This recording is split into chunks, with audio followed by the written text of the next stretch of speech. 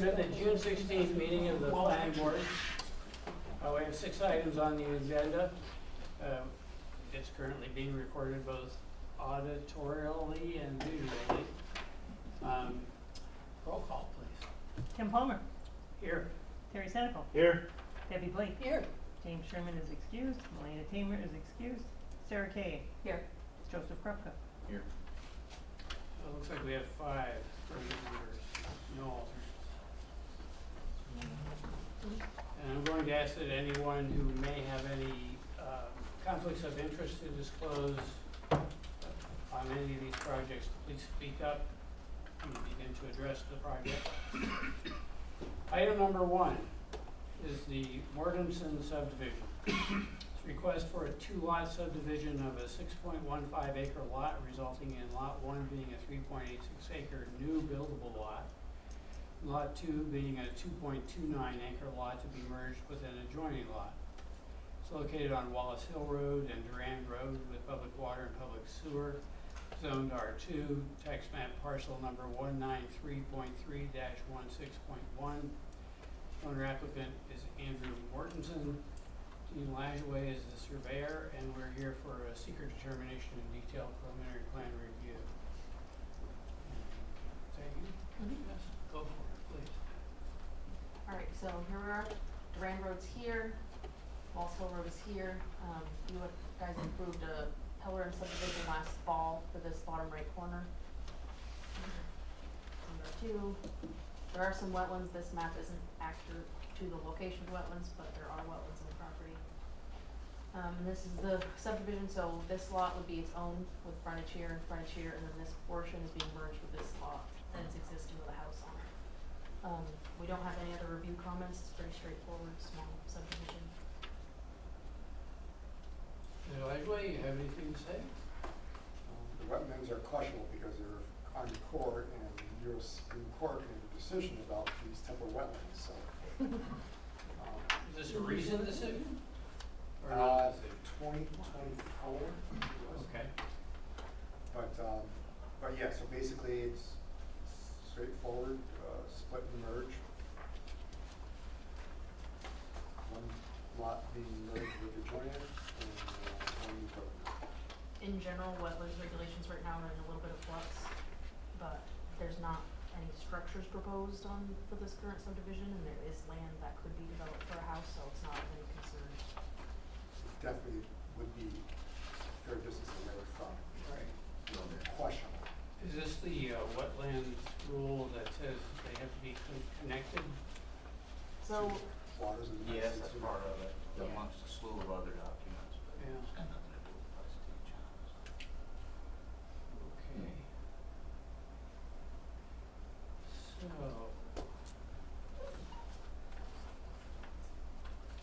Just 1 second. We do need to open a public hearing. And actually I should ask, first of all, if any members of the planning board have questions or comments at this point. Okay, so, doesn't look like there's anyone here to speak to it, so we'll open and close the public hearing. And we need to review the seeker. yes, seeker part 2. I'll read the questions. If you disagree or think that any of these have impact, please speak up, otherwise I will continue reading. Will the proposed action create a material conflict with an adopted land use plan or zoning regulations? Will the proposed action result in a change in the use or intensity of use of land? Will the proposed action impair the character or quality of the existing community? Will the proposed action have an impact on the environmental characteristics that cause the establishment of a critical environmental area? Will the proposed action result in an adverse change in the existing level of traffic or affect existing infrastructure for mass transit, biking, or walkway?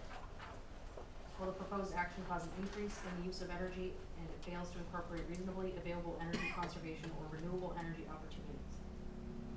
Will the proposed action impact existing public or private water supplies or public and private wastewater treatment utilities?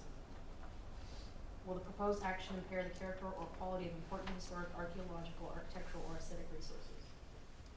Will the proposed action result in an adverse change to natural resources, wetlands, water bodies, groundwater, air quality, flora, and fauna? Will the proposed action result in an increase in the potential for erosion, flooding, or drainage problems?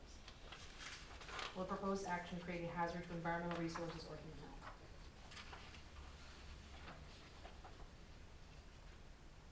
That was all of them, I think. She could read it again. Oh, no. Not necessary. Okay, so I guess that kind of substitutes for asking the board if they have any issues with the seeker. I'm assuming no one has any additional ones. Correct. That being the case, I'm looking for 26-32A, that resolution regarding the seeker. So moved, waiving the reading of the resolution. Second. Thank you. Michelle? Harry Senecal, Yes. Debbie Blake, Yes. Sarah Kay, Yes. Joseph Krupka, Yes. Tim Palmer. Yes. Item number 2. We got the, Oh, I'm sorry. Yeah, you'd think by now I would know this. You got a lot of stuff on it. Hey. So, we do need to resolve the actual plan, which is resolution 26-32B. So moved. Thank you. Waived reading of the resolution. I heard you. I mumbled it. Waived reading of the. No, I'll second. Thank you, David. Harry Senecal, Yes. Debbie Blake, Yes. Sarah Kay, Yes. Joseph Krupka, Yes. Tim Palmer. What else can I say? Yes. Please. Thank you. Okay, we have a lot of business with you tonight. Item number 2 is the Paved Drive subdivision, phase 5. Request for a 4-lot residential subdivision with improvements, including the extension of Page Drive. Stormwater management facilities to be conveyed to the town. It's located on Page Drive with private water and private sewer, zoned R5, tax map parcel number 203.2-47.11 and 203.2-62 and 203-2-61. Owner applicant is Thomas Maggie. Dean Lageway is the surveyor. We're here for a seeker determination detailed preliminary plan review. And actually, you made this more interesting than it otherwise would have been. We hear you have we're gonna table you, but Thanks for we making it hear you've got everything in that you so- need to have in. Yes, at the sketch plan review, these 3 parcels existed, and each of these parcels there was a common denominator with Tom Maggie being an owner. But one of them was in his and his wife's name, and the other one, I think, was in his wife's name. So the requirement was that these parcels be under ownership with one individual, so there's one applicant, and it can be merged. So we went through with an attorney and had a new deed drawn up, the intent of merging these parcels. The deed describes as these 3 parcels to be conveyed to Tom Maggie, and they were. But the county never merged the tax map parcel numbers. And when I talked to the county, we don't assume that that was the intent. So we have one owner, Tom Maggie, and what is going to be required is that we do a merge form. They'll merge the tax map parcels. Right. So as it is now, these tax map parcels, once we get through to the final plan, there will be one tax map parcel. That's the map that would go on file in the county clerk's office. Okay. This just allows us to move forward with the development of this phase with these lots. So I'm asking that, you do condition the approval on getting that merge form completed and submitted to the town assessor. I think we heard that you had completed the merge form. That is No, they needed for us. They right? submitted the deeds, they still need to submit the merge form to our assessing department. Had we had a statement in the deed intending to merge these 3 tax map parcels, it would show intent, and then merge them. We've done it in the past, not in Plattsburgh, but we've done it in the past in the town for the subdivision, and then they merge them. But because it didn't have that line in the deed, he wasn't going to assume that the intent was to merge them.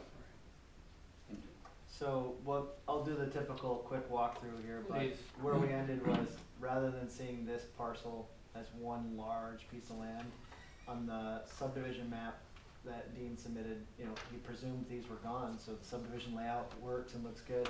I just happened to look at the previous review, go back to the tax, and I thought, I'll check on that, and sure enough, the tax map showed these existed, so what this would end up being is something like a 8-lot subdivision split merge to get all the things correct. So the obvious, easiest thing to do is to get these merged in advance, come back with a much simpler subdivision. So, we'll We walk. still have to, even with a condition, these maps have to be brought in and signed at this particular level of review. So at that point in time, we'll have proof that this merger was taken care of. And what I prepared, that's why I was late coming in, I apologize, but different resolutions than you had, 'cause we had prepared, resolutions to table.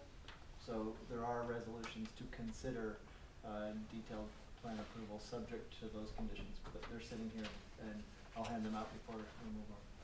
So you have 2 resolutions? You have Well- one for the seeker and one for the, There will be, we'll have to amend the resolution numbers, but that's less of your headache than ours. Well, we can do an A, we'll just do an A and a B, yeah, or we'll do a B, as we normally would. please resume your usual. Okay.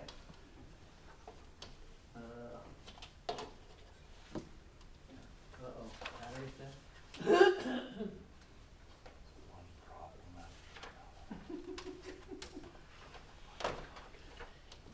Come on. So there we are in the R5 district, sorry. Yep. And here's the subdivision that's proposed, so, 1 lot, 2 lot, 3 lot, 4 remaining lands, a new piece of road dedicated to the town, extinction of the old turnaround, construction of a new turnaround to town specs. So we've seen, Tom Maggie's really extended this subdivision like this in, pretty linear fashion. One of the questions we had, that I brought up in the review, Dean, is, the property in Saranac, I assume has an easement.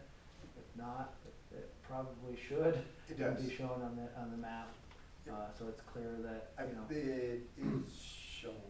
Is it? I Yep, couldn't, it's right there. it's shown, but I guess there's no Okay, no reference label. note.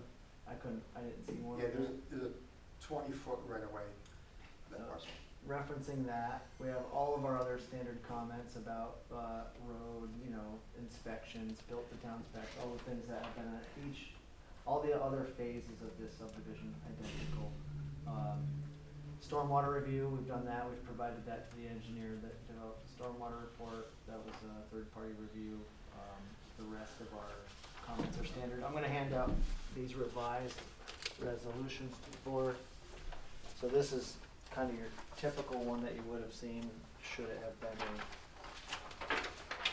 Thank you. preliminary approval.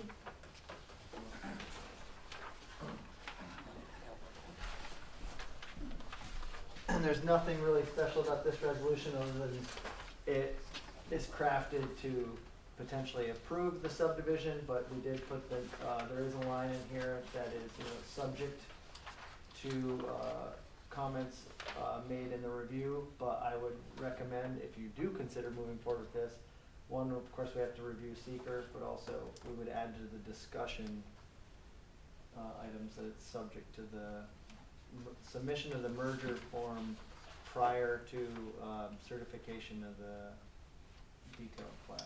Right, we all understand that. You have a question?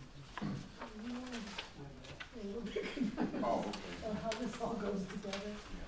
You can, the one that was in your packet may be irrelevant if you, the one that was tabling it. No, I'm looking at Still this, the the same resolution 2633B. We're gonna keep the number, and then we'll We have, have ABC, and then we have some voting on the back, and then it's because, D, E on another page, and voting on the back of that page. It's two It'll be 20 resolutions, it's a seeker resolution and then the detailed. So 2633A and Yes. 2633. Yeah, so Yes. this replaces. But I'm not sure how they all go together. you'll have a cover sheet. With the public hearing comments on page Here, one. I can walk you through it. This would be the one you're considering. It starts like this. This one right here. That's your old one. That's the old one. The new one I handed you. Here, better yet, take that. I got an extra one. Here it is, Okay, that's your cover sheet. okay, Follow, the second one would just be Is this signature, it, yeah, right? number 2. with something on the back of it, Yep, should look like that, correct? 33A, followed by that one with the voting on it. There you go. And then this one, with voting on it, okay. Yep. With more voting, okay. Was it A, B, Does it- C, does it end like D, this? 1, 2, 3, 6? Is that your last page? Yep. Okay.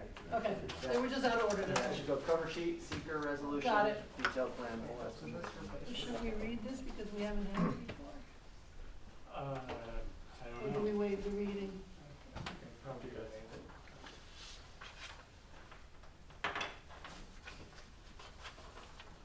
Turn my phone.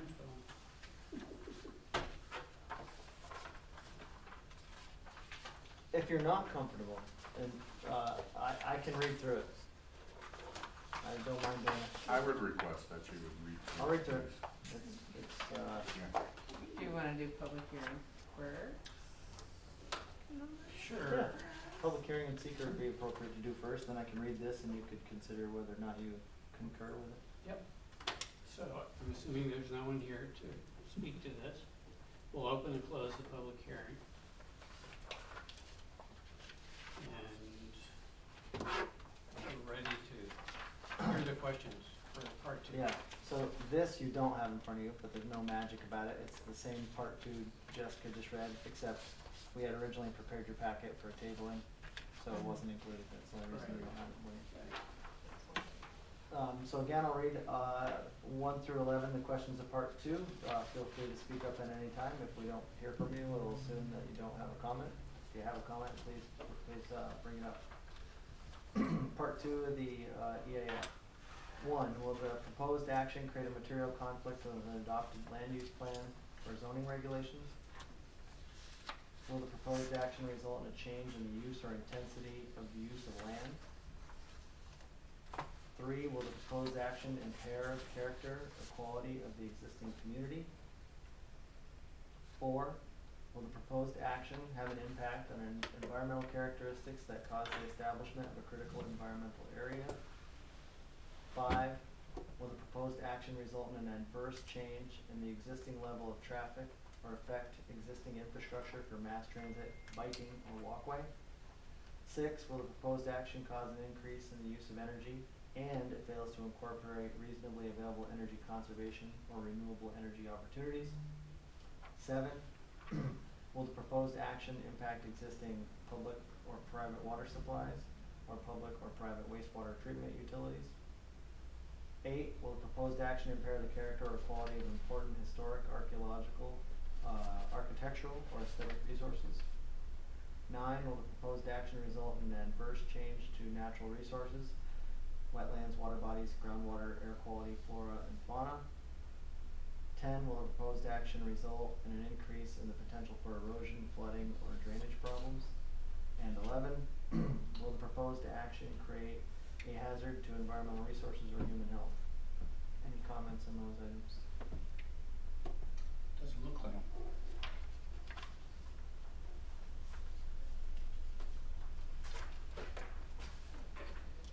So, I guess we're ready for your reading.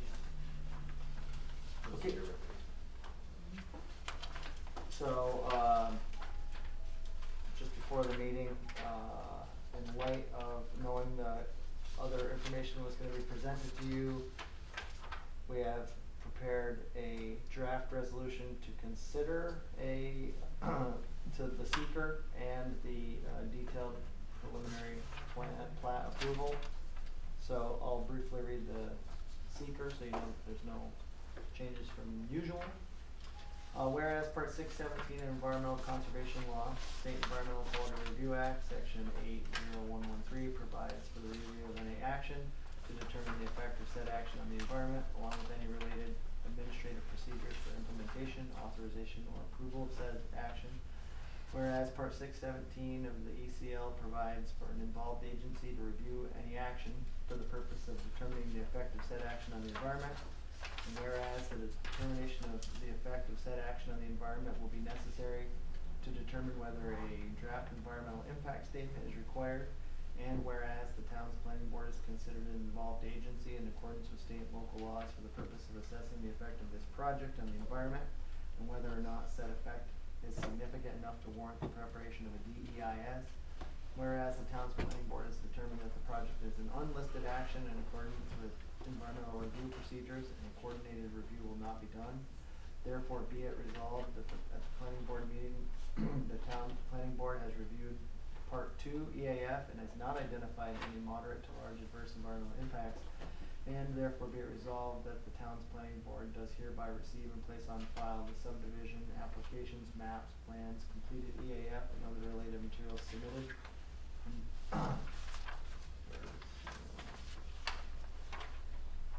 And be it further resolved that the town's planning board of the town of Plattsburgh, after review of the subdivision site plan maps, application, completed EAF, and related materials, does hereby determine that the project will not have a significant effect on the environment. Therefore, the preparation of a DEIS is not required, and be it further resolved that the town's planning board of the town of Plattsburgh does hereby authorize and direct the chairman of the planning board to have prepared and execute a notice of no significant environmental impact negative declaration for this project, and be it further resolved that the notice of no significant environmental impact shall be disseminated to those involved agencies and governmental units as required by Part 617 of the Environmental Conservation Law, and all related materials shall be maintained on file at the town offices of the planning board and available for public inspection. That would be the seeker resolution. Should we have them consider the seeker resolution now? Yeah, we could go ahead and, Right, because we could separate them rather Sure. than do one at a time. so, would someone like to offer a resolution 26-33A? So moved. Thank you, I second. thank you. Terry Senical, Yes. Debbie Blake, Yes. Sarah Kay, Yes. Joseph Krupka, Yes. Tim Palmer. Yes. Please continue. I'll read draft resolution 2633B, detailed preliminary plan review. Whereas public hearings for said subdivision were held on June 16th, 2026 in accordance with the town of Plattsburgh subdivision regulations. Whereas the subdivision maps, plans, and related materials have been reviewed by the town of Plattsburgh's planning department, who has submitted a list of recommendations letter dated June 12th, 2026 for the board's consideration. Whereas detailed preliminary subdivision maps, plans, and materials have been reviewed by the town highway superintendent, whose comments are included in the planning department's review letter dated June 12th, 2026. Now therefore be it resolved that the town of planning board of the town of Plattsburgh does hereby receive and place on file the said list of recommendations, changes, additions, and modifications from the planning department dated June 12th, 2026. Concur with said letter and all items therein. And C, grant and approve the said preliminary subdivision plan subject to and under the following conditions. The applicant have their surveyor engineer submit a revised paper plan and related material to the planning department showing compliance with all items in said checklist recommendations dated February 6, 2026, which is not right. So we'll fix that date. June 16th. Subject to the project complying with all conditions of the Clinton County Health Department, and said conditions shall be reflected in the revised final plat. Subject to the applicant receiving permit from the approval from the town water and wastewater department, New York State Department of Health, Clinton County Health Department approval as required. Subject to inspection of the proposed road extension by the town of Plattsburgh Highway Department. Subject to coordination and approval from the town highway department for the location of appropriate signs. subject to receipt of a one-year road and utilities warranty bond upon final acceptance and recommendation and dedication by the highway superintendent, water, wastewater facilities and planning department. There won't really be any water and wastewater facilities. Subject to final inspection of all road, water, stormwater, lighting, infrastructure, etc., conducted by the highway departments, planning and facilities departments, subject to the applicant submitting a check for $1,000 from the town planning department for the 4-lot recreation fee prior to final plat certification, subject to the applicant preparing the road deeds and associated forms for filing with Clinton County Clerk, subject to the applicant reimbursing the town for engineering review fees for stormwater management review in accordance with zoning ordinance section 1.2, little error there, on June 12th. And further, require that upon the town planning department certifying in writing that the revised paper subdivision plans and related materials are in compliance with all items requested, the applicant is required to submit the following: 5 paper sets of the accepted subdivision detailed preliminary plan. And upon receipt of said preliminary plans and other related materials, the chairman of the town of Plattsburgh's planning board is authorized to execute as a preliminary subdivision plan approval, paper copies of the subdivision maps and plans to be filed with the town planning department. And upon completion of the project, the applicant will provide final as-built subdivision plans showing all site work as constructed to the planning and community development department upon completion of road construction and prior to residential development. Further, require that the applicant shall have said approved final subdivision maps and plans filed in the Clinton County Clerk's office in accordance with the town of Plattsburgh subdivision regulations, and be it further resolved that upon the submittal of final subdivision plan duly filed in the Clinton County Clerk's office, the codes enforcement officer shall then be notified and authorized to issue building permits for parcels within said subdivision. A lot of words. The only thing I would add, and I don't wanna add anything, would be to the discussion, I would ask, your approval that we add, items to the discussion that the applicant's surveyor, stated what the issue was with the deeds, being filed in the meeting for the merge. And then I think I should add to that list of subject tos, a statement subject to the applicant submitting a merge form to the town assessing department and the parcel being merged prior to final plat certification. Great. Absolutely. Yeah. And it will give us time for the county to move and get this taken care of, because fall before we do anything. So that's the draft resolution for you to consider with Okay. those proposed amendments. Any questions or comments from any members of the board? Okay. So, we are looking now at resolution 26-33B. So moved. Thank you very much. Second. Excellent. Terry Campbell, Yes. Debbie Blake, No, Yes. that's fine. Sarah Kay, Yes. Joseph Krupka, Yes. Tim Palmer. Yes. Thank you. Promise it ain't gonna happen again. Okay, we have one more for Dean Ladway. This is item number 3, the Fortin subdivision. It's a request for a 2-lot subdivision of an 88.9 acre lot, resulting in lot 1 being 86.9 acres of remaining land, and lot 2 being a 2-acre lot with an existing home. Located on Tom Miller Road with public water and public sewer, zone T3C, tax map parcel number 206.1-15.1. The owner is Irene Fortin's irrevocable trust. Applicant is Patty Davis, surveyor is Dean Lajway, and we're here for a sketch plan review. So, this is Trevor, right?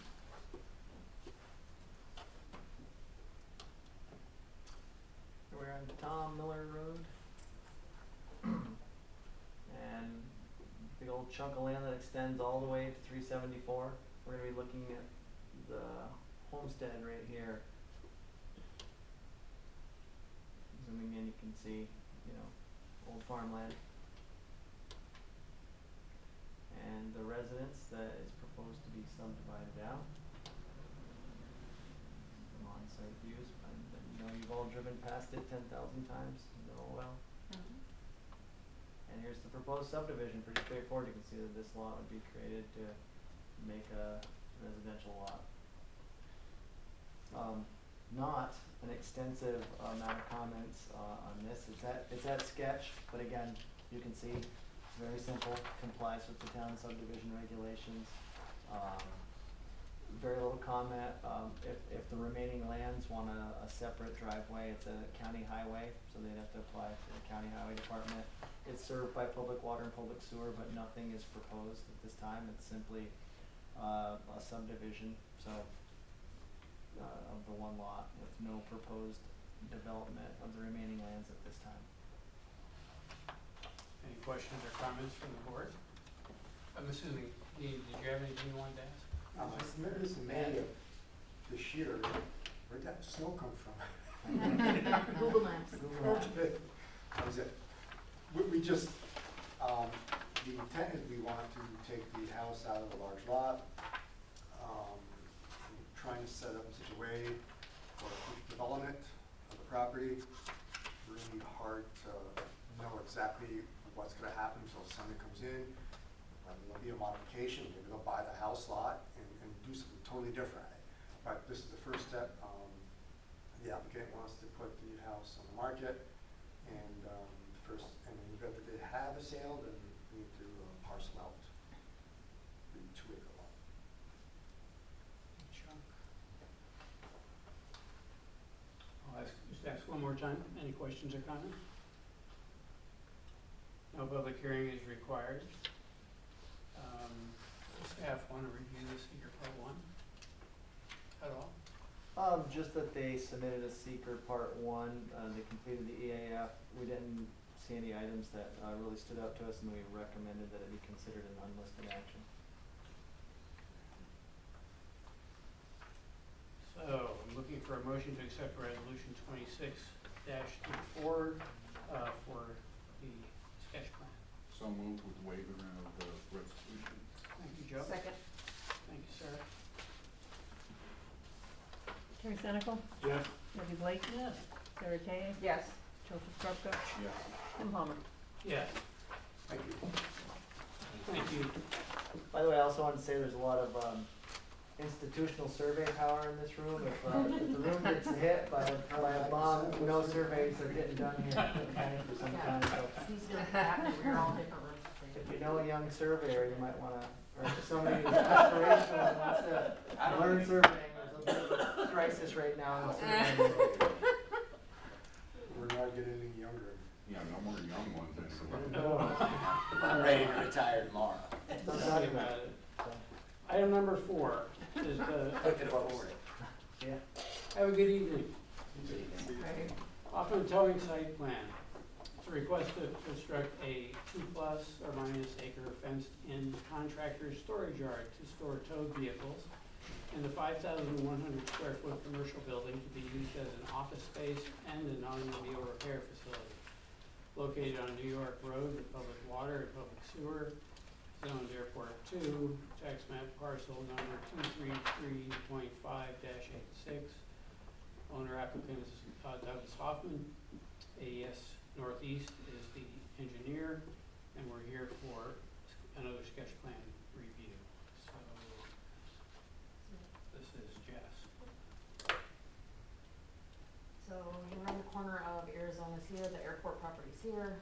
This is New York Road, vacant lot in the corner. County Mental Health and CCBT are next door. There is wetlands kind of in the corner / adjacent, but it shouldn't affect what's proposed. In terms of comments, it's mostly standard comments for a new commercial business. The 2 that I wanted to point out was, emergency services had made a comment about the driveway location, proximity to the intersection. I think there's enough room to move things around if necessary. And then, in terms of phasing, the application indicated that the initial phase would be the storage of vehicles in the gravel yard, and then the building itself would be a later phase. Typically, we require that all of the site plan requirements are done on phase 1, so that when they come back for phase 2, they can go straight to detail and get approval. So if you agree with that, we keep that as a condition of approval of the sketch plan. Everyone agree to that? Board, you're all agreeable? Yes. Excellent. I don't have anything else, unless the applicant does. Just quickly, if I may, Mr. Chairman, point out, Certainly. yeah, I know there's a concern, the separation from this driveway to New York Road.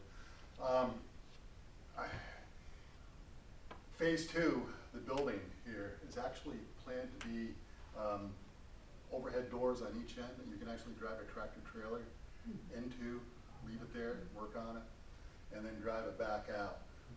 We have pushed the building back slightly beyond the front yard setback. We'll have to look at possibly pushing it more. Or we've been looking at the National Association State Highway Transportation Officials, trying to find the standard that applies here. I think these are local roads rather than arterial roads. So we're looking at that standard, and we'll make sure we comply with that. We do have to push it back. The concern is for my client is losing these tractor trailer parking spaces that you see laid out along here. He's got a set number that he would like to be able to accommodate here. These are spaces for over-the-road drivers that may be on vacation or need a place to park their truck over the weekend and come in there in a fenced-in area, a lit area, and it'll be safe there. When we do come back, we'll have some more information on the separation distance here. And that's about the only thing I wanted to point out, unless you have any other questions. What's the length of the trucks that we're talking about that typically? Well, the longest rigs these days, I think from tailgate to bumper are about 75 feet almost. And that's why we've got a 100-foot long building here. Because that, the ones with the big sleeper cabs and the 55-foot trailers takes up about 75 feet. We're not super concerned about that. That was a comment from emergency services specifically. Because it's 4 lanes, you're less likely to have an impact with the intersection. The only concern would be if and when the town shrinks Arizona Ave, because we don't need 4 lanes out there, then it would only be 2 lanes, but then that would also give them more distance, so it may not be a huge deal. Is there a concern too also with the radiuses coming in to it off of New York? Especially if you got the 75-footer? Yeah, we have a plan. I don't have it in this packet, but we have a plan showing all the turning radiuses for the Even at the entrance at the road? you're talking about here? Yes. Yes. Yeah. Yeah, because it seems uncomplicated, it just appears to be, Yeah. without the radiuses to be able to provide sufficient We've laid out, access to come off of the 2 lanes. we've laid out all the turning radiuses. Okay. So you can get in there. And you see here is the gate that provides access to the fenced-in area. Yes. That's the sliding gate there. And if Arizona becomes 2 lanes, we still have adequate turning radius there. Actually, it will be even better because we laid it out coming in from the inner lane to get in here. So if they're actually over 1 lane, they'll have a better shot at that entrance.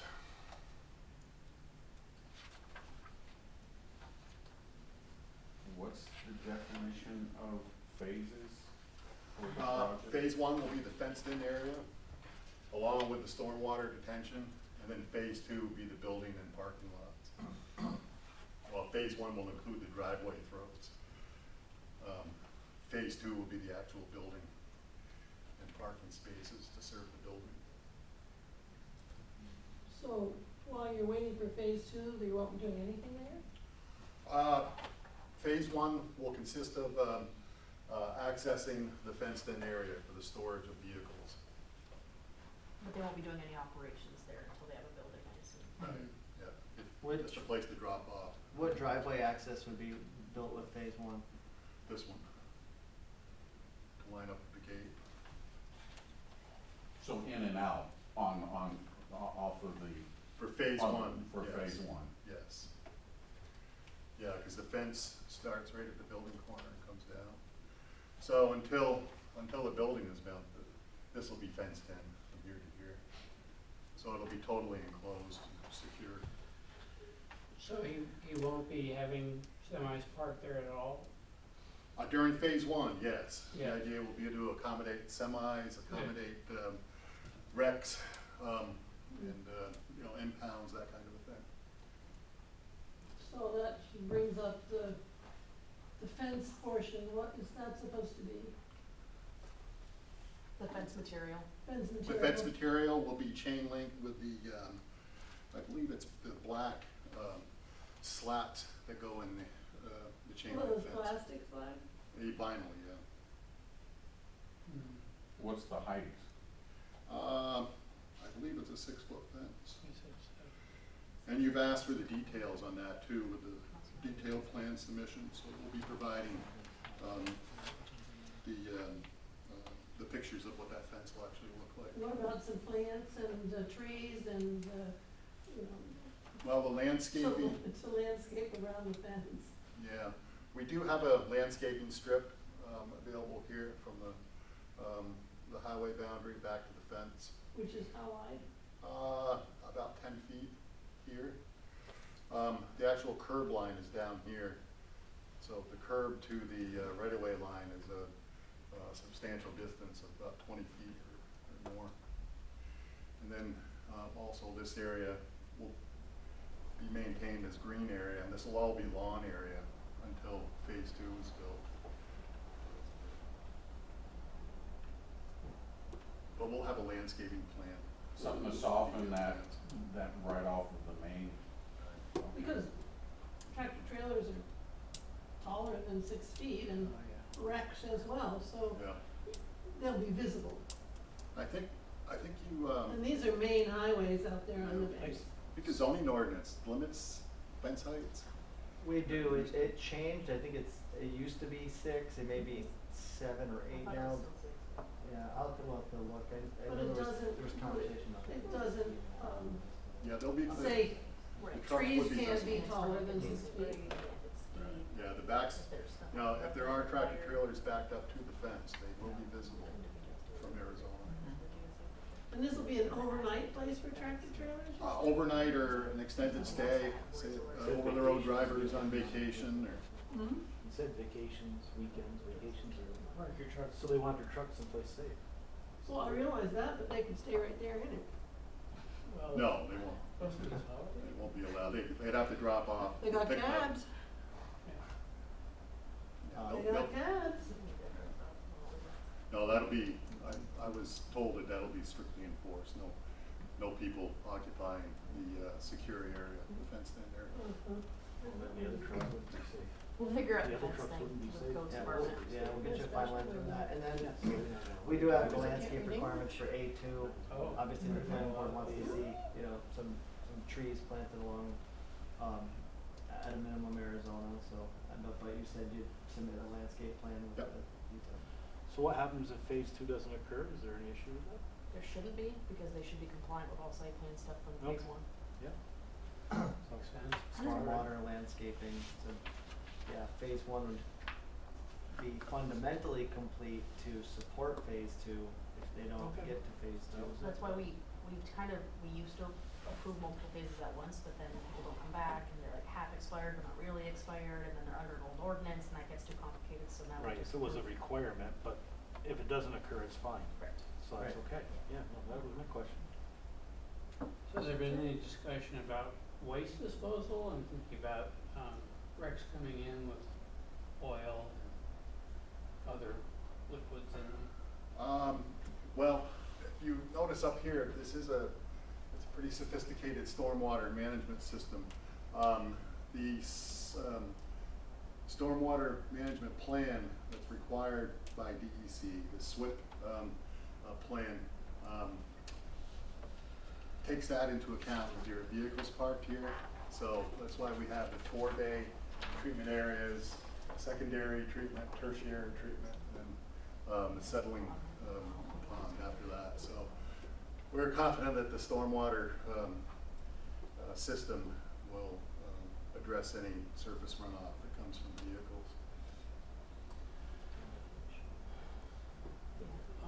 Planning staff, do you have any comments on that? I mean, I'm thinking not just about the sort of superficial appearance of oils and whatnot, but, you know, if you brought a large vehicle from a crash and parked it there, and it leaked 6 quarts of motor oil. Theoretically, it's That's, supposed to be reported to DEC. oh, okay. Yeah. So that system isn't designed to handle that kind of stuff. No, I mean, it can if it happens that way, but any spills over a certain size are supposed to be reported. And what is that, do you know, the size? Just offhand, take a guess. I know, Yeah, but it's, you know, it's in gallons, not hundreds of gallons. yeah, And although that system isn't made to like, you know, treat that, basically that gravel will be treated as impervious because it's gonna have fabric and it will direct runoff to the storm system, but it's not a oil treatment system. No. But will it have an oil water separator designed for this site? Is that what that? Not outdoors, Right, but inside will. Yeah. But we find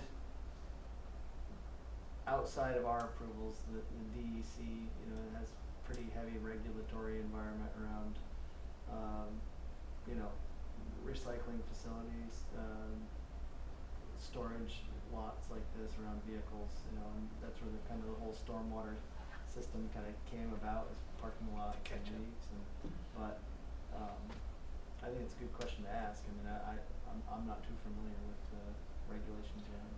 Is it specific for like commercial vehicles? You know, is there, DEC Yeah. regulates, you know, commercial vehicle lots, They, you know, storage yeah, lots? we'll get you all the details on that, we'll submit a detailed plans. thank you. And so I imagine it's also like a New York State licensed auto repair. They have to go down that route. Google says if it's less than 5 gallons, they do not have to report, and if it's like a known not contaminant spill. So less than 5 gallons, contained, no environmental impact, and prompt cleanup. Those are the requirements to not have to report, and within 2 hours of the spill. What is containment mean? Great question. You have to lay on top of it. and Yeah, soak it up. right. So it sounds like it's almost impossible not to report, because those caveats are pretty significant. You have to be able to prove those things, so. I think it'd be hard for somebody to prove that what you just spilled was or was not 5 gallons when it's already seeped into the ground. Right. And as motor oil would be considered, I assume, one of the toxins? Yeah, Petroleum Yeah. products. yeah. We'll have all that information in the stormwater report. You said wrecks, would that be cars or just truck wrecks? Cars and trucks, as far as I know. We probably have a. All of the above. Big towing.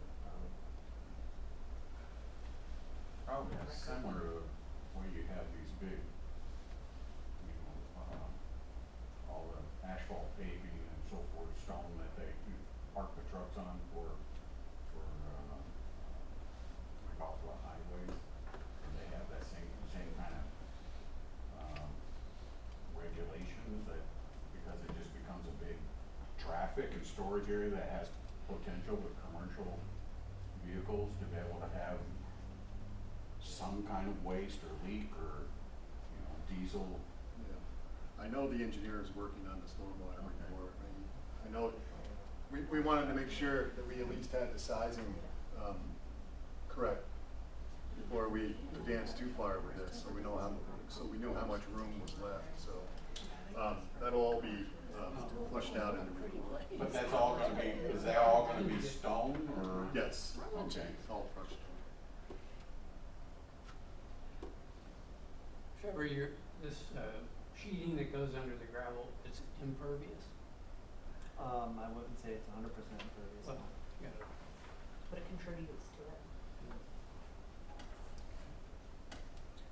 Alrighty, we'll look for your information in the future. Thank you very much. Okay. Other questions, comments?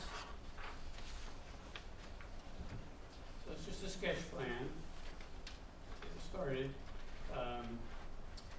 Seeker comments, anything on part 1? The project submitted a part 1. We have identified or proposed that it is an unlisted action. There was also a question about the environmental remediation number that was listed in the seeker, and we identified that as the one that's for the entire former Plattsburgh Air Force Base that is known to be contaminated with PFAS, but is not a concern specifically for this development. Just out of curiosity, do we know where within that large amount of acreage the PFAS concerns are the greatest? Or is it just sort of Toward the all- end of the flight line, right, is the concentrated? Yeah, there's really great plume maps I can share with you, and there's a whole US Air Force website that actually has great public-facing mapping, so. We collectively do, there's really great websites, and we, at the town, we have those maps too, but if you simply look up Plattsburgh Air Force Base, US Air Force, and remediation, you'll probably get to a really great website that the Air Force updates really regularly too. It's actually pretty good. The description in the actual database is pretty good too, it's a couple pages Okay. long. PFAS is from de-icers or what is Or it? putting out jet fuel fires. Yeah, firefighting foam was the main source there. Yeah. So they practice there. Real and practice. Unfortunately ubiquitous chemical. There's a big real one out in Edwards Air Force Base Oh, just God, yes. recently. Big one. 8 people. Okay, I think we're ready to look at resolution 25-35 for the sketch plan. It's 26 dash 3. I'm sorry? I think it's 26 dash 3. Oh, I'm sorry. You're fine. 26-35, thank you, sir. So moved, with, withholding the reading of the resolution. Second. Thank you. Terry Senecal, Yes. Debbie Blake, Sarah Kane, Joseph Krupka, Yes. Tim Palmer. Yes. Item 5, word subdivision. Thank you very much, folks. Thank you. Good night. Thanks, Scott. This is a request for a 3-lot subdivision of a 5-acre lot, resulting in 3 new buildable lots. Lot 1 being 1.44 acres, lot 2 being 1.75 acres, and lot 3 being 1.82 acres, located on Sunnyside Road with public water and private sewer, zoned R4, tax map parcel number 209.3-2-1.12. Owner applicants are Fred and Linda Ward. RMS is the engineer, and we're here for both secret determination and sketch/detailed preliminary plan review.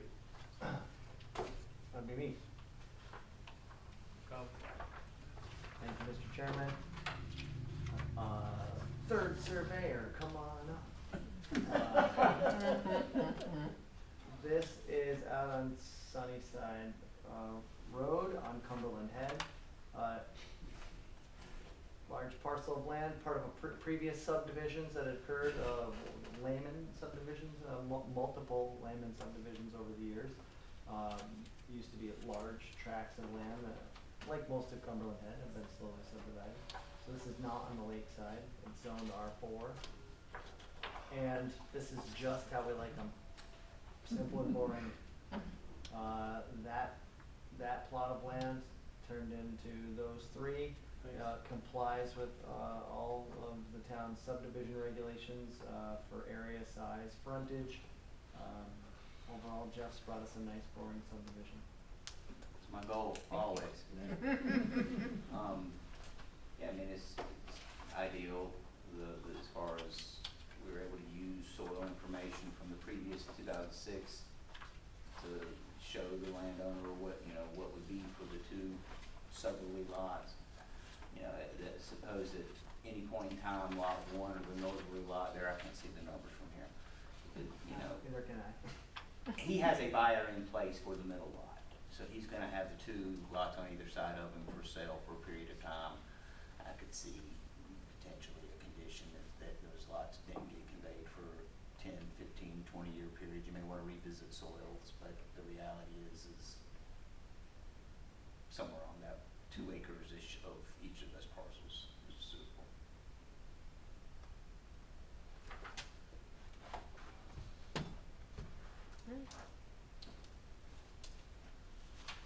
Questions, comments? No? A public hearing is required. We'll open and close the public hearing. And the draft secret part 2. The applicant that, and together we can review the, part two. I'll read through, questions 1 through 11. If you have, questions or a comment and you'd like to respond, please join right in. If not, we'll consider that you don't have comments on that item. Number 1, will the proposed action create a material conflict with an adopted land use plan or zoning regulation? 2, will the proposed action result in a change in the use or intensity of use of land? 3, will the proposed action impair the character or quality of the existing community? 4, will the proposed action have an impact on environmental characteristics that cause the establishment of a critical environmental area? 5, will the proposed action result in an adverse change in the existing level of traffic or affect existing infrastructure for mass transit, biking, or walkway? 6, will the proposed action cause an increase in the use of energy and it fails to incorporate reasonably available energy conservation or renewable energy opportunities? 7, will the proposed action impact existing public-private water supplies, public-private wastewater treatment utilities? 8, will the proposed action impair the character or quality of important historic, archaeological, architectural, or aesthetic resources? 9, will the proposed action result in an adverse change to natural resources, for example, wetlands, water bodies, groundwater, air quality, flora, and fauna? 10, will the proposed action result in an increase in the potential for erosion, flooding, or drainage problems? And 11, will the proposed action create a hazard to environmental resources or human health? I have a question for our attorney. Is it a part of this process that it has to be done collectively at the same time? In other words, if we each received in our packet with the, the ones that need to have this done, could we do the check boxes, sign off on it, and hand it in? I'm really not following your question. Well, this is taking everyone's time. Oh, I think he means in advance, could they at No, home it has to fill be this done out? at a meeting. At the meeting. At a meeting, yeah, the point is to have, for this board, any board, to take a hard look at any of these impacts. Right. In these types of projects, I don't expect or anticipate any real issue or discussion, but say there's a project that's controversial, we would invite that discussion to not only satisfy the statutory requirements, but it also creates a more defensible position if you ever sue. Right. So, no, you wouldn't wanna pre-answer anything or do it Right. separately. I'm thinking part of the benefit also is that whoever may be present from the public Right. gets to see us review it. Yeah. Transparency. I mean, you guys can always write notes on your own ahead of And time, bring 'em certainly. So, The reality is the public's comment could drive how you check those boxes. so Logically. there's no archaeological concerns here. I know on Cumberland Head, and this is especially out on the end of Cumberland Head, there have been, Revolutionary War stuff happening. The seeker did not, so that's one of the questions on the EAF that are automatically checked based on the SHPO's website. Yep. That did not check, yes. So Might And not the be quite Harrier- close enough to the. For, Whatever. for previous, that's a bird that is in a field and that fact Harrier that these are pigeon woods, wood. that's not, they wouldn't be found. I know they're out on supposedly. Well, they are, like, for instance, the Pristine, Drive subdivision, what was that, Deerfield Manor, it was all big, meadow, and the Yeah, I don't know, meadows are there's one of some- the things, that endangered species nests in. Deb, on the previous version of a layman subdivision, on the other side of the road, the Mhm. waterfront, we have had to check type 1 action, because of its proximity to Cumberland Bay for waterfront subdivisions. Yep. We worked through it, it was still a neg deck, but because it was, abutting and approximate to a, location on the National Historic Register. So Cumberland Bay itself, so for the properties that Right. touch the bay, Sure. those have been checked as type 1. We've worked through it and it still gets a neg deck usually, but because of that issue, the archaeological and historic. Well, the reason I asked is because if I'm not mistaken, this was Hager property 150,000 years ago. And, they have the Hager, cemetery and all of that kind of stuff there. That's why I asked. Reasonable. Good question. Any further questions or comments? None being heard, looking for a motion to accept the seeker resolution 26-36A.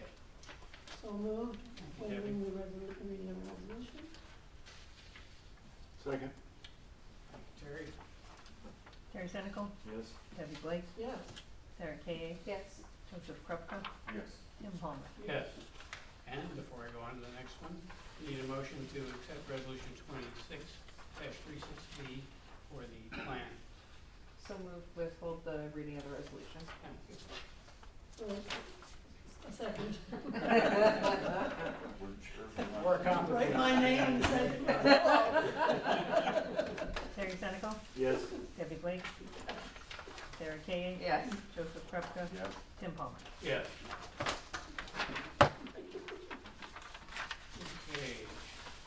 You're representing UMS. I will, but I'm pretty sure this is just a reaffirmation. I'm pretty sure I don't need to be here, but I'm here. Jeff, you wanna explain what's going on tonight? Basically a formality, a matter of a waste of everyone's time. It's an exercise that we have to do to be able to do our next exercise. Is that a good explanation? Perfect, perfect. I don't know, I thought it was a little generic. I feel like I could use that for every project. Sorry, Jeff, didn't wanna put you on the spot. please explain the 500-page. Yeah. Well, and as I understand it, it's a little bit different maybe from what we were expecting. We're just going to be saying that we have received it. Well, I can explain that. I don't know if we should probably go through the formal process, introduce the. Yes. This is UMS Properties Distribution Center site plan. It's a request to construct a 774,750 square foot warehouse and distribution facility with an office area and related site improvements. Area variances are required, located on Salmon River Road and Route 22 with public water and private sewer, zoned industrial, tax map parcels 245.4-16.2, 22.11, and 40.1 and 41 parcels. Owners, Iona Brand Revocable Living Trust, Thomas LeClaire Living Trust, and Robert and Rita Brunel. The applicant is UMS Properties LLC. RMS is the engineer, and we're here to, I think, accept receipt of the supplemental environmental impact statement, but I think that's also going to be course correct a little bit. Well, that's one of two things you're gonna do today, if you choose to. So, Okay. in a nutshell, I'll give the quick Cliff's Notes, of what is being considered. Just by way of memory and for the record, you, issued a positive declaration of environmental significance for this project, requiring, the development of a draft environmental impact statement for you to consider. You've had all of the required public hearings, outreach, coordination with involved agencies, responded to those public comments in the form of a responsiveness summary. And on November, let me get the date right for the record.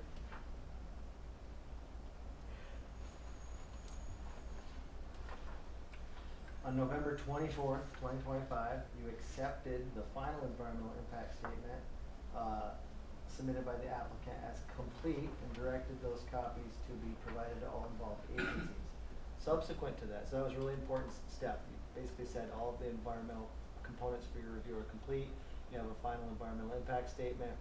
You accept it as complete, distributed it to involved agencies. After that, we received additional comment from the DEC in a letter dated December 11th, 2025,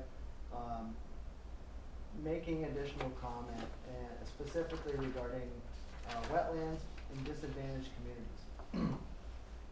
We'd already addressed really a lot of the components about wetlands. They were addressed in the supplemental information. Disadvantaged communities is an issue that was wrapped in changes to Part 617.119 of the Environmental Conservation Law that were official changes that have been adopted by New York State, but their regulations had not been put into effect yet. There was back and forth discussion between the town, the applicant, and legal representation between both parties. Eventually, it was mutually agreed that the applicant would provide a supplement to that environmental impact statement, out of a good faith and abundance of caution, and went through the exercise of considering impacts to disadvantaged communities while addressing some other comments made in the review. You have since been provided with that supplemental environmental impact statement that's been provided for you. And so the draft resolution you have before you tonight would accept that supplemental environmental impact statement and further deem that the final environmental impact statement is now complete and again appropriate for distribution to involved agencies and has, is now complete, which you've done once, but now we've responded to some comments after. And so, in a nutshell, you're accepting those new material and now considering the final environmental impact statement complete. Any questions? I'm gonna make a little tiny editing comment. Sure. On page 4, the 5th whereas from the bottom,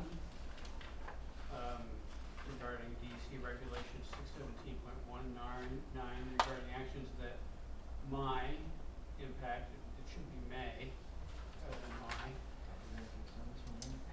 And I saw that also in the background materials, when I read through them.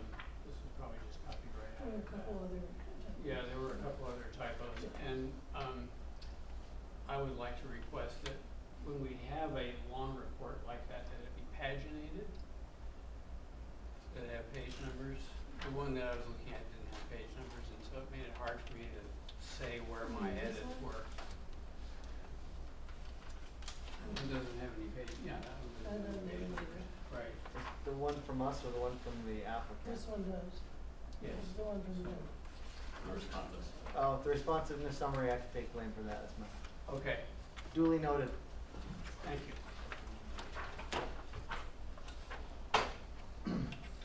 Other relevant comments? Can I just give a little briefing, because I wasn't part of that, as it relates to this, just the way the site is laid out in respect to 22 in Salmon River? I'm just not familiar. Yeah, so we here, there's a lot of background to give, but, Yeah, just in general. feast your eyes on these 4 parcels. So, Okay. these have all been purchased, and this one actually, by Schluter, or UMS, or which version of their LLC. Yeah, yeah. Access to Route 22, when I show you the site plan, is only here, only from here. Okay. And again, we had extensive slides for previous versions of this, but we just put these 2 for this. Okay. So, as the chairman mentioned, approximately 755,000 square foot warehouse and distribution facility. Product coming in from the manufacturing site, stored here for distribution elsewhere, by, road and rail throughout the country. This one portion will require a variance because it far exceeds the 60-foot max. I think it's 110 feet approximately. Okay. Vertical racking. And for now, this northern portion is remaining undeveloped, so it really is the paved portions you see. Okay. And so a very large building, Yeah. 18-acre building, and traffic. The traffic actually it's significant, but surprisingly, the DEOT made almost no comment, and the traffic impacts are more likely to be significant at Irish settlement associated with travel between those. Between the two. Route 22 is has a lot of capacity. So the traffic impact study didn't show real major concerns with this. It was more other elsewhere. So, anything specific? And it's not really tied with Salmon River, it's a little ways away. Salmon River is below it. right here, Oh, it is. Salmon River, Road. So this is Salmon River Road, this is Linda Lane. There is title to Salmon River Road, but there's just not a accessible width where you can be able to access. Oh, okay, you said tied to, okay, yeah, it does, this little That jagged, little sliver or whatever? which we have conditions of approval cannot be used for access. Okay, okay. Even though emergency services thought it was. Yeah, so, and they also have frontage on Superior, which also has been conditioned. They also have another little piece that could go out to Archie Burrow Road. Okay. Is Superior the residential subdivision to the north? Yeah. Okay, I couldn't remember the name of the road. And This is all going, what, above the fire station? kind of, Behind it, yeah. yeah, behind Kinda the fire behind it. station, behind NYSEG is right Yeah. here. Really behind the railroad, so the railroad is behind Right, that, right, so right, the right. what lands west of the railroad Okay. are these. Yeah, I think our original condition was that Superior could only be used for an emergency access point if Yeah. necessary. Gated for fire access or something like that if they wanted to have access to the site, but not a primary employee or, service, or, daily use entrance. Appreciate that. Yeah, no problem. I mean, and there's, anytime you wanna see the rest of the documents, you're welcome to them, but it's been extensive. It just also just helps build the record too, because when you have a turnover of board members Right. with a project that lasts several years exceeding certain terms, it's appropriate or allowable or appropriate for the board to act on whatever's in front of them, but there should be some, I'll say lip service, but recognition or effort to bring yourself up to speed. Mhm. And so if there is any hesitation, with a member not being participating in the former review, now or the next few weeks is the time to get yourself there. And maybe we should say something for the record at the time of the next, decision point to acknowledge that, to make sure, to confirm that everyone is up to speed. But he could always recuse if he wanted to. It wouldn't be Not best thing to necessary- do, Yeah, obviously. it You would really be need an necessary. abstention. Yeah, but again, it's allowable if if any board member can articulate that, yep, they've had sufficient time, they're up to speed, they're ready and able to vote, that's okay, but we should acknowledge that, address it. You serious, a 500-page document? There is, isn't there? Or you can read the The summary. the supplements. That first one is done, you want a supplemental one. No, there's great materials. CJ put that together? And third party JMT, and I'm gonna tell you, having read a lot of these He's read documents, it all. it's very, and I did read every page of the stack. It's very thorough, and what I will say, and it's actually good to talk about with this supplemental that you received. Mhm. One, for the record, it seems clear legally it was not required. Wait, Although- what wasn't required? This. The Supplemental. supplemental, Supplemental. the content about disadvantaged Disadvantaged communities is communities, not required. yeah. But the applicant, chose to do it anyway and not go around that process and find out whether it was or wasn't absolutely required at the end, even though they were pretty confident that it wasn't, and it turns out at the end that they were correct. But they did it, and they did what I found in my review, a pretty thorough and extensive job, and considered all the issues that were brought up both by the public, cause my read on it is they actually went back to the public comment on those issues in our previous components of our review, and then they took the disadvantaged community criteria and topics and said, okay, how does noise impact that disadvantaged community? We already considered noise generally, right? Building height, how does building height potentially impact the populations identified as disadvantaged communities? Traffic, how does traffic, so it's thorough in its nature in that it identifies that we considered impacts for everybody. Now let's go back with a focused lens, with a clear identified population, and consider those same impacts. Do they have an outsized impact on disadvantaged communities? And so that's the core content of that supplemental review. And my review is that I think they make a good case that they don't have outsized impacts to that community compared to any other.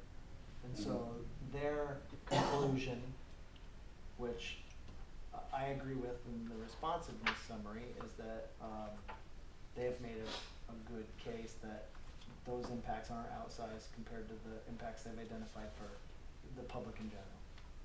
I found myself thinking about how this might have provided pseudo leverage to the people who were fighting the ICE facility.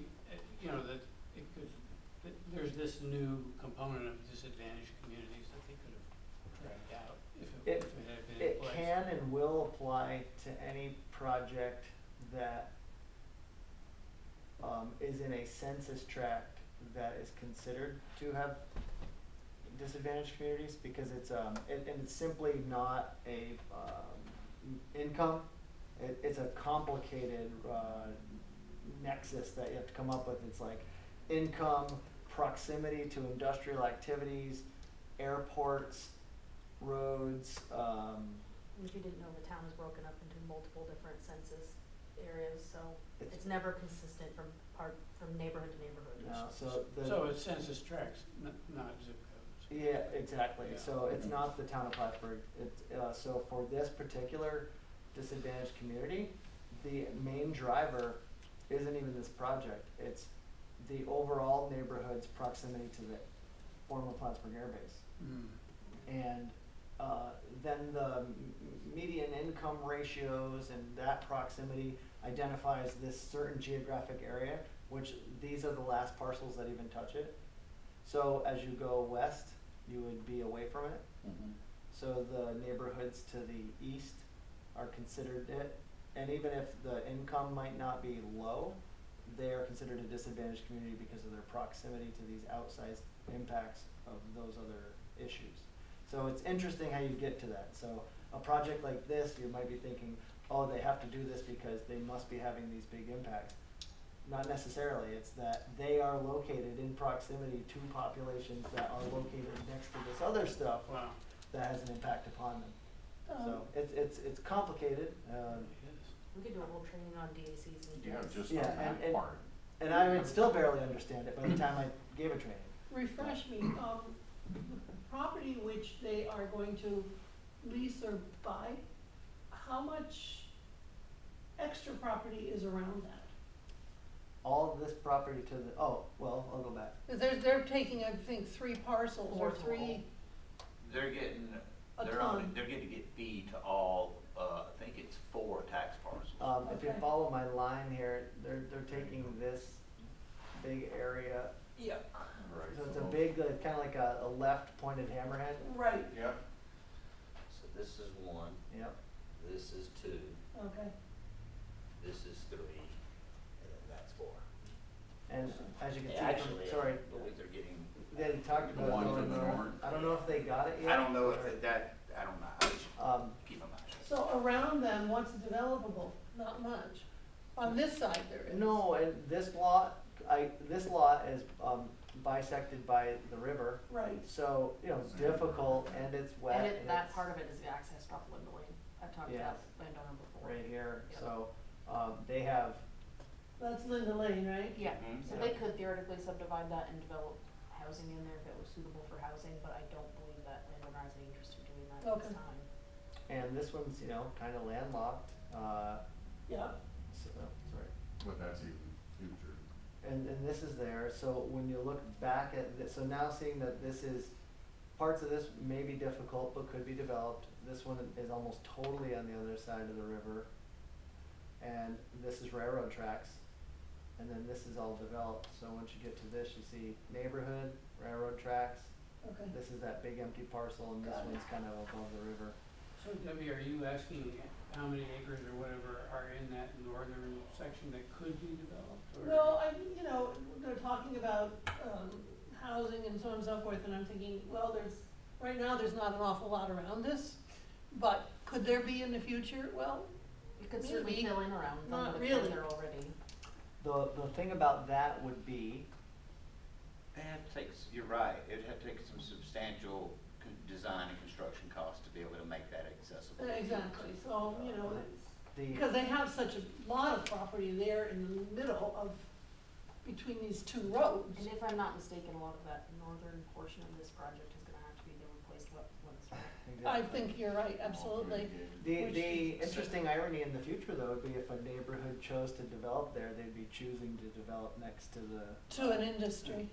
you know, so that would be their choice in the future to locate there after something else had been constructed, so. Exactly. Is this the distribution from what they got with the EMS on the Schluter facility already?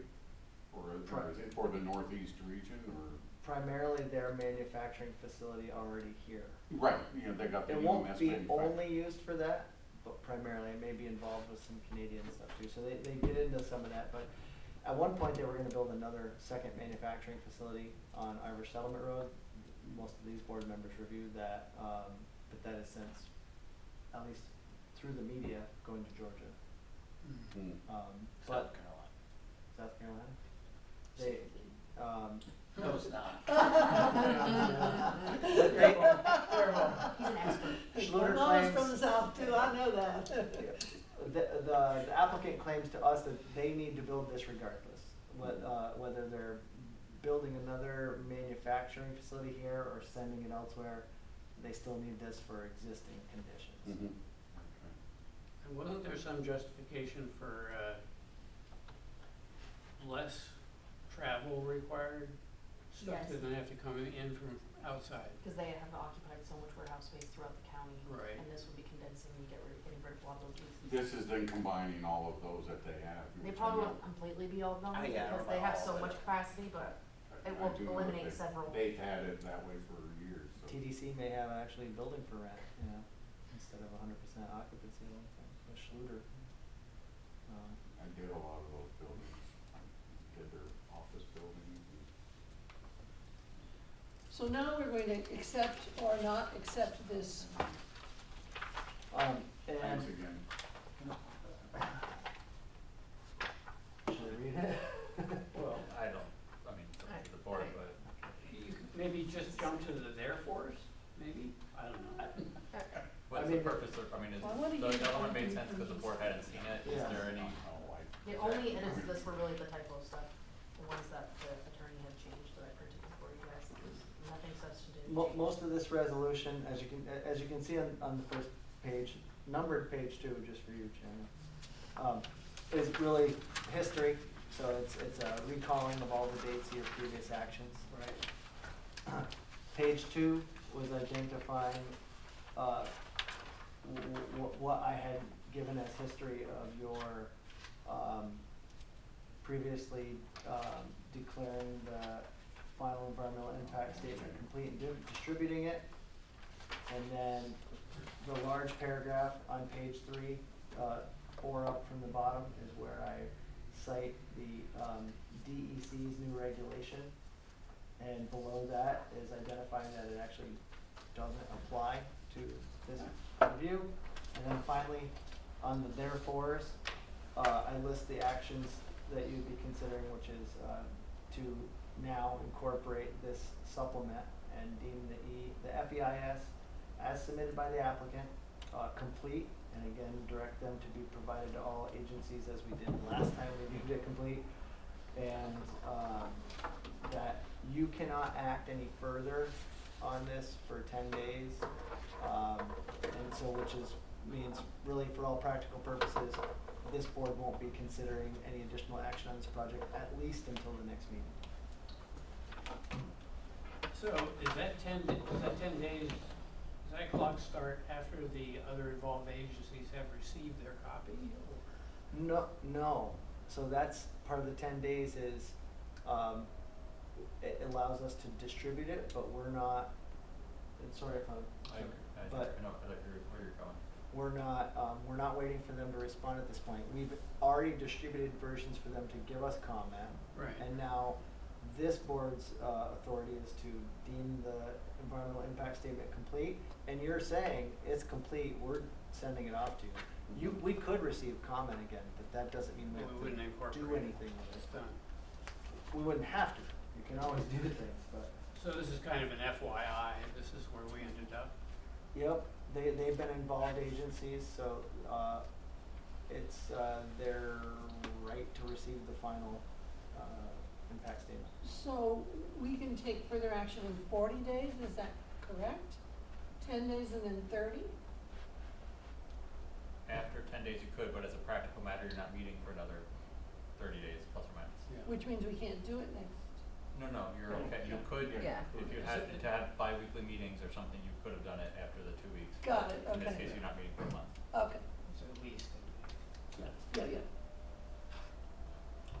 And we will, you know, once these get filed, I mean, it's my understanding, once we file this with the clerk, we have our action filed, your clock begins, and then in 30 days, we have to, make an action. Right. Adopt our written findings. Pretty sure this is the largest project we've approved since I've been on the board. And it's interesting to note that we're just about exactly 2 years after. And you're about 3 years ahead of most other projects that do a positive deck. Yeah, Google Really? and Costco and Albany. Yep. That's been like an 8 year. Well, How long did that one take? And just, Google started 5 or 6 years ago. Pause decks are You can't even typically zoom 5 in years. in Los They shouldn't be, Angeles it's to 9 wild, years. but Wow. there's a lot to consider, and it's mostly just timelines. It didn't take 2 years to do all this review, but it takes a long time to The preparation. prepare the documents, the wait times in between things. I mean, this is a massive project with a lot of potential impacts. It's why you said it's got a positive declaration of significance. It's big. Yeah. And the project itself acknowledges that it has environmental impacts. It is going to disturb wetlands. It is gonna create traffic. So you have appropriately been reviewing the impacts. Well, it's another opportunity to say thank goodness for the planning department. And the DEC caveat recently pushed it out 6 months maybe? Yes. Stay tuned for the secret reforms that came out of the budget. So, if you have any more questions, we're happy to answer them. But you have before you a draft resolution to accept the supplement and deem the FEIS complete and send it to involved agencies. Are there any further questions or comments? There being none, I suppose, be appropriate to resolve number 26-37. So moved, Thank you, Sarah. withholding the reading of the resolution. Very good. Second. Debbie? Harry Senecal, Yes. Debbie Blake, Yes. Sarah Kay. Yes. Joseph Krupka, yes. Tim Palmer. Yes, indeed. Thanks for withholding the reading, Sarah. Something about He it. said thanks for withholding the Yeah, reading. like, we're done. Yeah, but Motion we to wanted to hear the adjourn. 500 Yeah, days. okay, got a motion to adjourn.